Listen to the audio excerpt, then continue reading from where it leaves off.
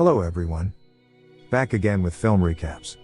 In this video, I'm going to recap one of a drama horror films from 2017, titled My Friend Dahmer. Before we get to the storyline, I'd like to wish everyone a happy and great day. Without further ado, let's get straight to the storyline.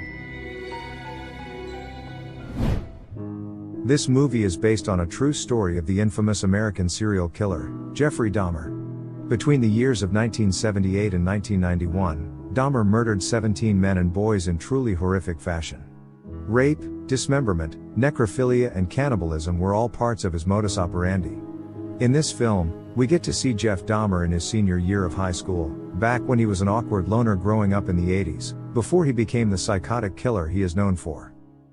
As the movie starts, we see a young man, none other than Dahmer, sitting alone on the school bus. He then notices a grown man on a jog, and is overly fascinated by the man that he gets up from his seat just to watch him.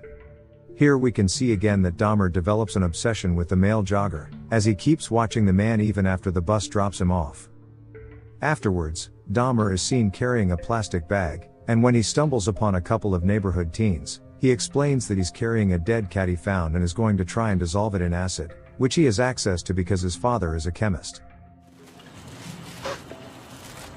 Curious, the two teen boys follow Dahmer to his father's shed, and watch as he dissolves the cat, while explaining that the process will take a month because the acid is weak. He enjoys doing this simply because he loves bones and is interested in what's inside the body. However, the two teen boys are skeptical and think that Dahmer is simply pouring water into the jar instead of acid, so he tries to show them another roadkill, which he dissolved a while ago, and crudely breaks the jar to prove how serious he is. The two teen boys find themselves disgusted by the foul stench, and weirded out by Dahmer, so they call him a freak and leave. We then follow Dahmer as he goes through his daily life. Dahmer's family life looks nothing out of the ordinary. He has a caring father who constantly bickers with his mother, and a loud younger brother. During the dinner, it becomes clear that his father wishes for him to become more social.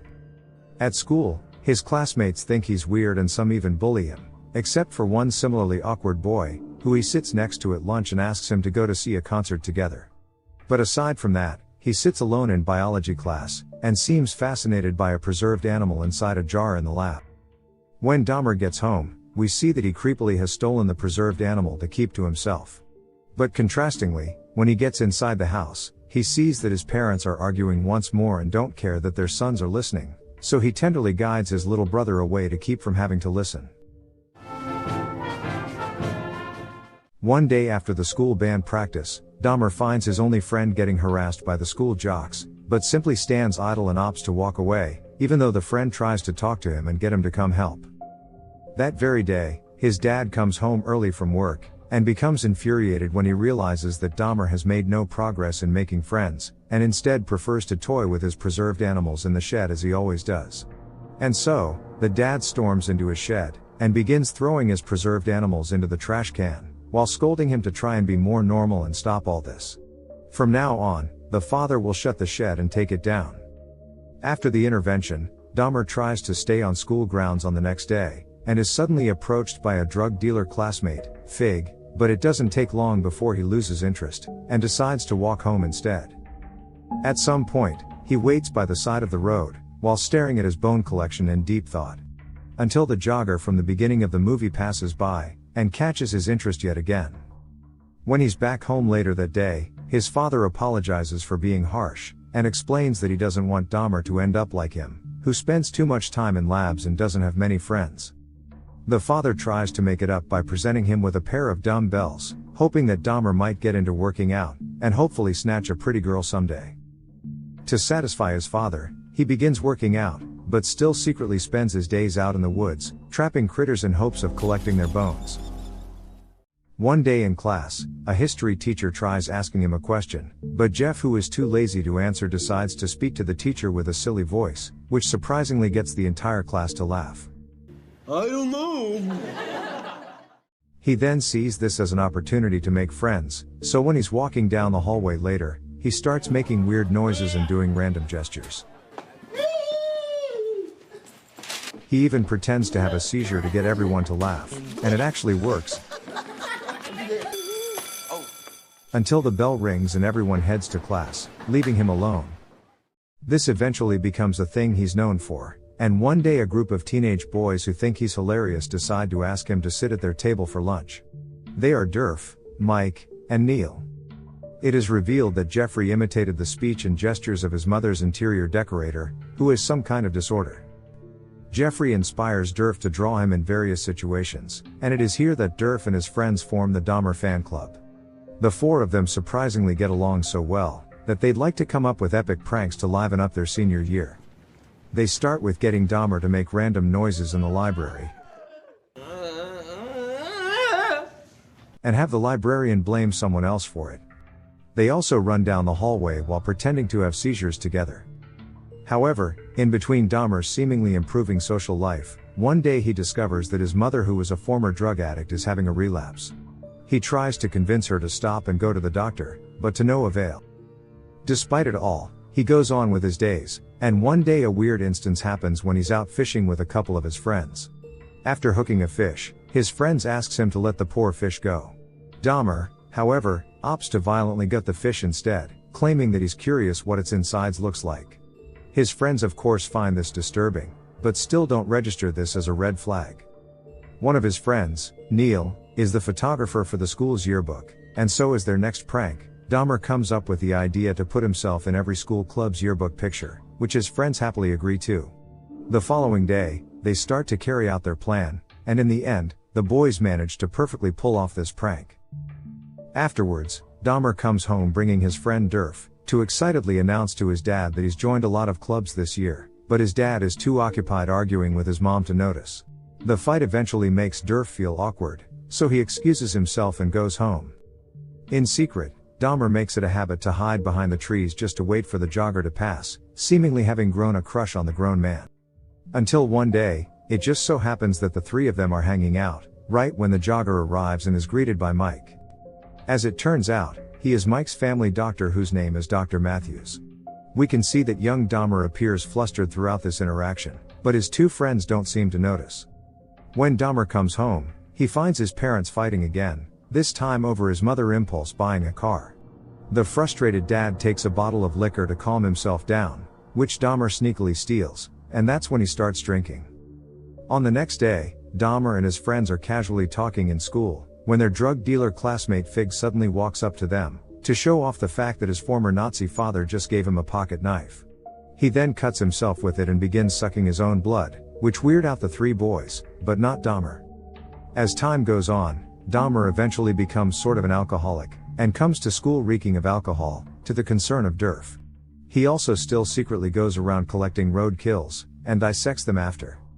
One day, he goes on an overnight school trip to Washington, D.C., during which he gets roomed with Charlie, the only black person in his class. Here Dahmer discreetly checks him out, and suddenly begins to ask him a disturbing question, which is whether a black person's internal organs are the same color as a white person's.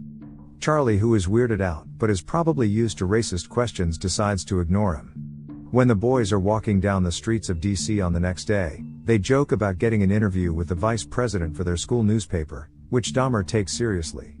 Taking everyone by surprise, he reaches for the nearest payphone, and makes a call to the White House, and somehow, they manage to get an interview with the vice president himself. They enter the White House, and have a brief audience with the man, who gives them superficial questions about what they want to be when they grow up, to which Dahmer simply answers biology. Great, you ought to pursue that.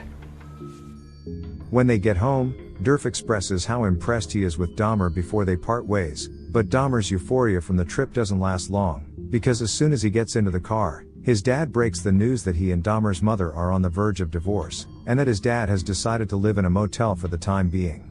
Hearing this crushes Dahmer, and we can see him lie awake in his bed later that night. To add to his dilemma is his growing crush towards Dr. Matthews. Therefore, Dahmer fakes a cold so that he can get an appointment with him, and he can examine Dahmer naked. Dr. Matthews becomes uncomfortable during the hernia exam, when he notices that Jeffrey has an erection. This of course makes the situation awkward, and sends young Dahmer on a spiral. He is now becoming hyper-aware of his sexuality, and finds himself completely silent when his friends are talking about girls. Even his friends eventually pick up on how odd and distant he's been, and Dahmer begins drinking at school as well. It is finally the day where the yearbook photos get printed, every single one of which has Dahmer in it.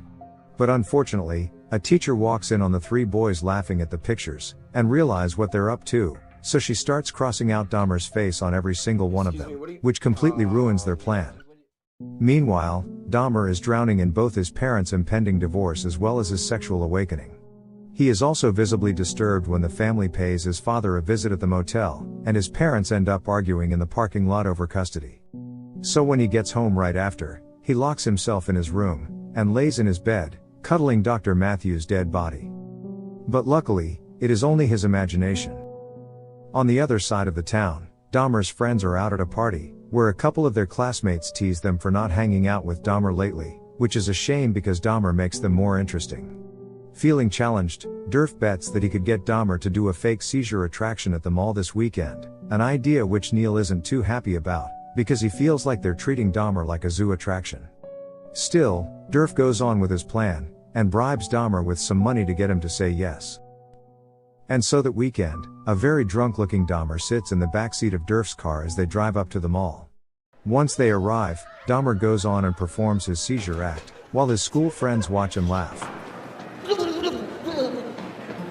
One of them is even there to record the entire thing, as Dahmer proceeds to publicly humiliate himself for their entertainment. This goes on for a while, until Dahmer appears to have grown visibly tired of this, and rejoins his friends with a sullen look, as he's come to realize that he's just a spectacle to these teen boys. As if that's not enough, when he comes home, he gets informed by his mother that his parents have finalized the divorce, and the dad is getting the house. On the next day, the increasingly unstable Dahmer arms himself with a baseball bat, and waits for Dr. Matthews to pass, but he never does. This prompts him to lose his patience, and starts beating the bat against a tree until it breaks.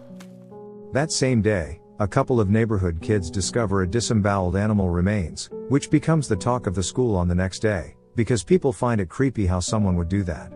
Dahmer's friends then start talking about prom, and Mike makes fun of Dahmer by saying there's no way any girl would want to go to prom with him. This offends Dahmer, so he goes right ahead and asks a freshman named Bridget to prom. At first, she says no because she knows Dahmer always does weird things, but eventually warms up to the idea after Dahmer convinces her that going to the dance with a senior is cool.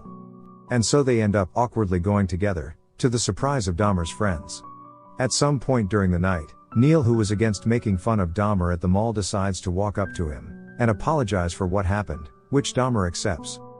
When it is time to dance with his date, we can see that he grows uncomfortable, because he was never attracted to women to begin with. And so, he excuses himself, and retreats to his car, preferring to be alone.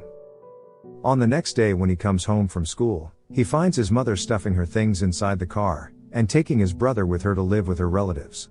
This breaks Dahmer's heart, because this means his mother and brother won't be attending his graduation. He doesn't react at all when his mother talks to him, and after they leave, he breaks down, and cries inside the house.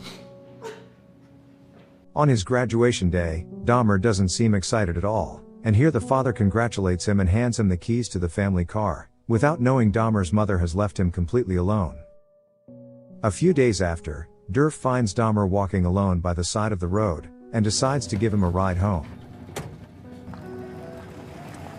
When they arrive, he notices how there's blood on Dahmer's fingers, but Dahmer tells him that it's just paint. They then have an awkward conversation about their friendship, during which Durf basically refuses to apologize for treating Dahmer like a zoo attraction. Aggrieved, Dahmer sneakily invites Durf to come inside for a beer. Once they're inside the empty house, Durf gets creeped out by how close Dahmer is standing, so he begins walking away, saying his mother is waiting for him. We watch in horror as Dahmer grabs a baseball bat, and is about to strike him with it. But fortunately for Durf, Dahmer lets him leave. And as Durf gets in the car, he notices the bat. Once Dahmer is alone, he finds himself freaking out over the thoughts that came over him earlier. On the next morning, Dahmer gets inside Volkswagen Beetle given by his dad, and drives around. Shortly after, he stops by to pick up a good-looking hitchhiker named Stephen Hicks from a concert, who will soon end up as his first murder victim. The film ends with a closing credits note that Hicks was invited to visit Dahmer's house, but was never seen again after that day, and Jeffrey Dahmer was finally arrested in 1991. Okay guys. That's all the recap of My Friend Dahmer 2017. Thanks for watching. See you again in the next video.